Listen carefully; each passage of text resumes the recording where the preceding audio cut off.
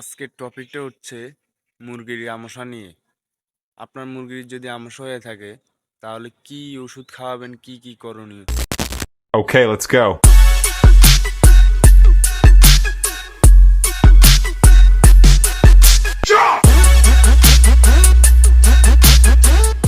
আসসালামু আলাইকুম everyone, Kazi agro, welcome to my new video.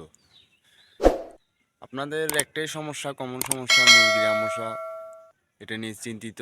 মুরগির পায়খানার সাথে লাল রক্ত যাচ্ছে, তো এটা নিয়ে কি করবেন। এরকমই হয় অনেকের, যে মুরগির আমসা, পায়খানার সাথে রক্ত যাচ্ছে, এগুলো নিয়ে চিন্তিত।